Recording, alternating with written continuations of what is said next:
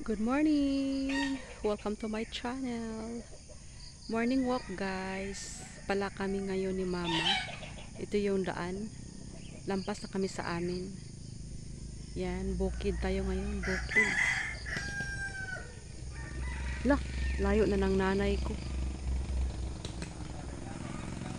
Ba't ganito yung video ko? Yun na nanay ko guys, so layo na.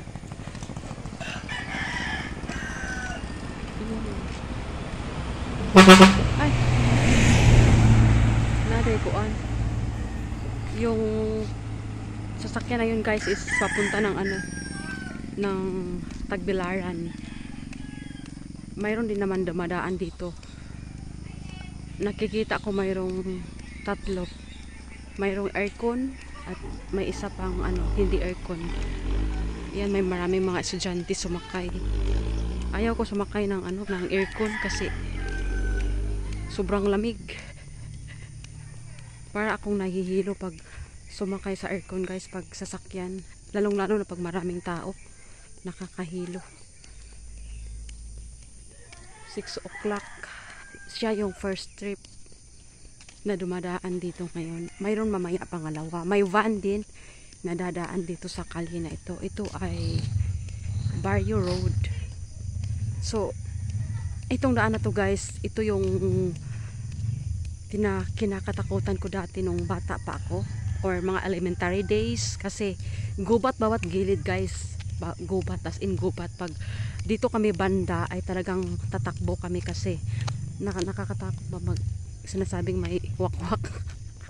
Kasi gubat talang, lalo na kung hapon pag inutusan kami bumili ng gas sa merkado. Kasi dati wala pang tindahan talaga dito sa amin eh. Ngayon marami ng tindahan. Marami ng mga bahay guys. So, bawat gilid dito is napakarami ng mga bahay. Ang lalaki din ng mga bahay.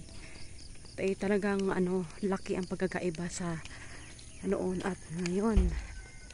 Kasi marami ng mga bahay eh, hindi ka na makahadlok muagi. Kaya ka ng mga balay.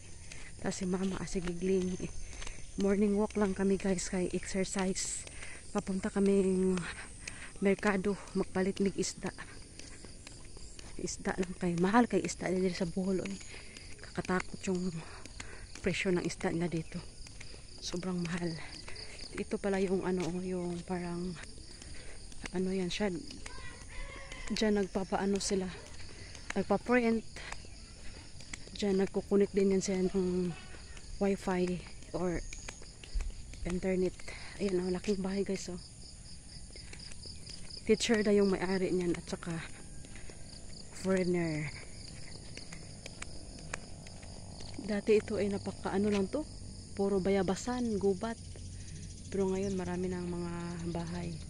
Ayan yung aso, nagpagitna pa.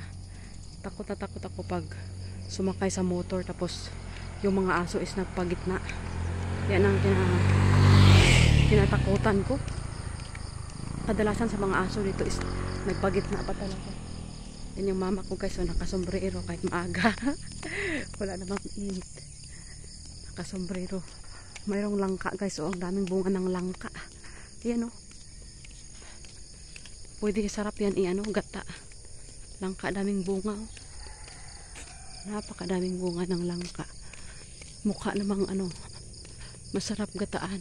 Pero yung nanay ko ayaw na kumain ng gata. Pag tumanda na para tayo guys is mag-iba na yung timpla ng natin ng sikmura. Kung dati is gusto mo yung mga ginataan na ulam, pag medyo may edad ka na hindi na.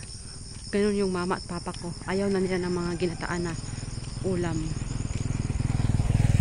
Patuloy lang tayo sa paglalakad guys hanggang makarating doon sa merkado or sa palengke. Ang ganda guys oh. Din siya yung bahay kamalig ba yung kung pwede ka mag-party dyan, birthday party or wedding party, dyan gaganapin. Yung reception. May swimming pool din daw sa loob. Yan, mapagkakita ko sa inyo malaking bahay o yung kulay green. Ang laki ng bahay. Bahay ng ko yun? Kaklase ng elementary. Wow, ganda ng house sa tabi ng palayan. 'Di ba ang ganda guys oh. Ang laki ng bahay. Sobra ganda ng house. Ito din oh. Maganda din itong bahay na to. Magaganda yung mga bahay nila. Pero para sa akin guys, ano lang, okay lang yung bahay na simple, yung may matulugan ka basta sa inyo. Kasi yun lang ang kaya eh. Kung kaya pa ng bongga di, why not? Pero hanggang doon lang yung kaya. Kaya yun. Yun lang din. Masikip-sikip. Maano na rito, masikip na yung lugar nila. Puro kapitbahay na yung ano, yung mga gilid. Hindi gaya doon sa amin guys ba na gubat, yung likuran namin is gubat. Kapitbahay namin is maraming ahas. Ahas yung mga kapitbahay namin kasi gubat eh. Pero pag nabinta din niya ng mga ano, tiya ako yung lote nila. Kunyari, tiya ako at tiyo, ibinta yung mga lupa nila. Ayan. Marami na din tao sa amin. Iba-iba na din ang magiging kapitbahay namin pag maibinta yung kanilang lupa. Pero sa ngayon, isa pa naman ang nabinta nila. Pero ang sabi is hindi din bahayan. Ibibinta din daw ng bumili. Parang investment, no? Na bili ka tapos binta. Kasi tataas yung presyo. Ayan, malapit na kami sa palengke, guys. Yan, dito na kami banda. Malayo na kami. Nakatingin yung nagmumotor. Sabi na nagmumotor. Ang gulo-gulo ni ate, video-video pa.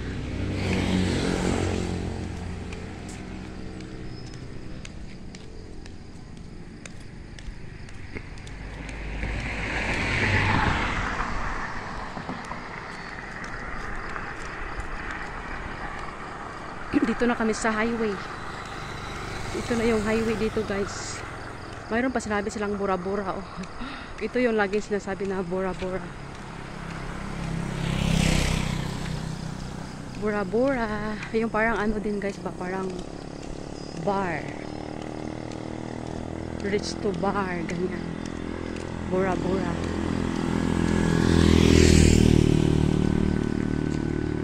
Marami ng ano dito din, mga malalaking bahay, iba't ibang ano.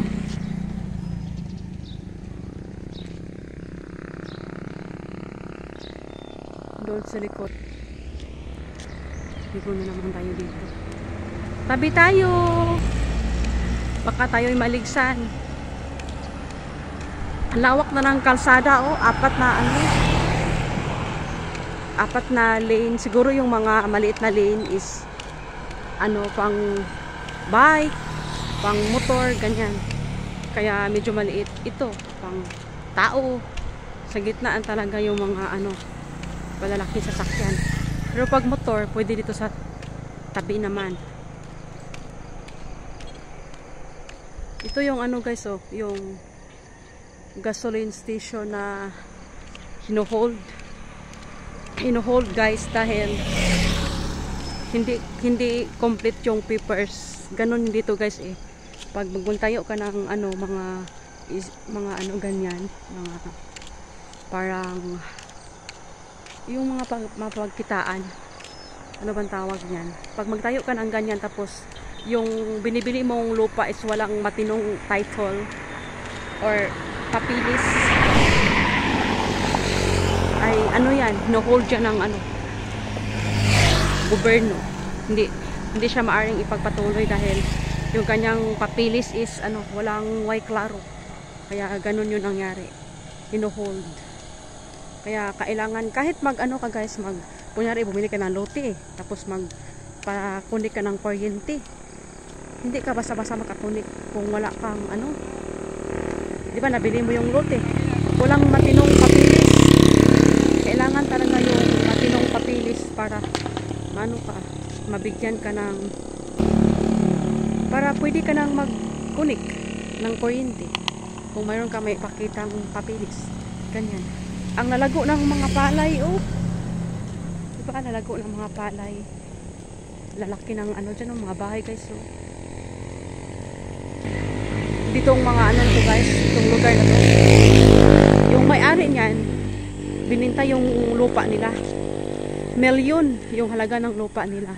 Tapos ngayon, pagkatapos bumili sila ng murang lupa doon banda sa tiya ko, doon sa papa ko na side. Bumili sila ng lupa ng mura lang, 180,000 pesos. Tapos samantala yung lupa nila dito is bininta ng sobra milyon. Sobra pa ng milyon yung benta. Tapos bumili sila ng ano, mura lang para patayuan ng bahay. Ganyan. Ganon yung nangyayari. So, yan guys, mama ko, oh. Patuloy na kami sa paglalakad guys ha. Maya ulit update pag andoon na kami sa merkado. Guys, tapos na kami bumili ng ano, ng isda at saka karning baka. At hindi na ako nag-ano doon guys, nag-video sa malapit kasi maingay yung radyo. Tilta ba? Tagbilaran ka. Sa nilas ni mo, ikagnahan?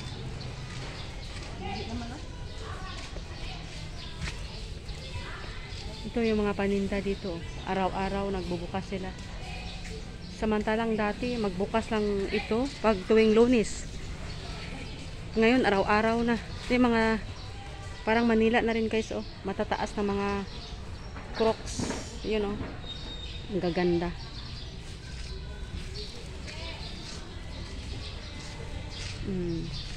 Namasyal kami dito sa ano. Palit anak ma. Tang sabon? O kuha na. May kwarta ng kuan bag no, pouch. Kuha sa ng kwarta daan.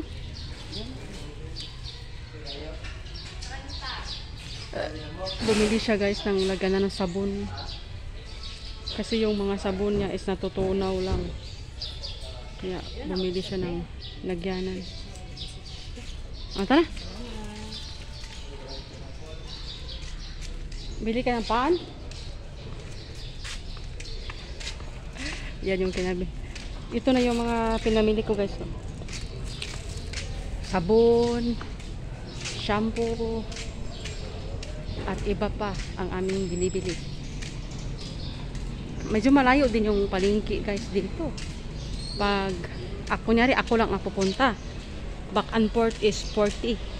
Sayang din yun. Pag dalawa kami, back and forth 80. Oh, pambili na yun ng tinapay. Ito yung Fatima kanina. Ang tagal larga.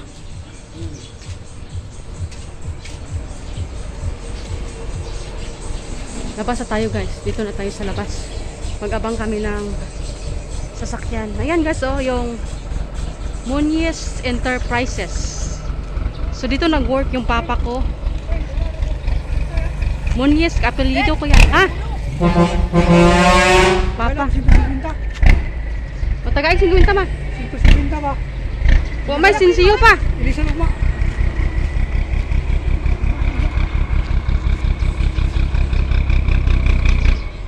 Alis na yung truck papuntang Tagbilaran.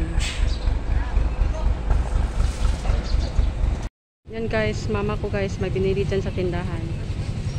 Bumili ng bigas mais. Gusto doon niya ng bigas mais. Pauwi na kami guys. Doon sa unahan may Palawan din doon. Doon sa kanto may Palawan. At dito naman yung Cebuana. Mayroon ding Amlolier. Mayroon ding Western. Doon sa kabilang side. Ayan guys. Yang dyan nagtrabaho yung papa ko sa Muñez Enterprises. Pinsan namin yan. So hanggang dito na lang guys. Medyo mataas na yung upload ko. Pan? May pan mo. Way lagi pan kay way sinsiyo. Anto? Bye guys. Hanggang dito na lang. Maraming salamat. Please like and subscribe to my channel. Bye.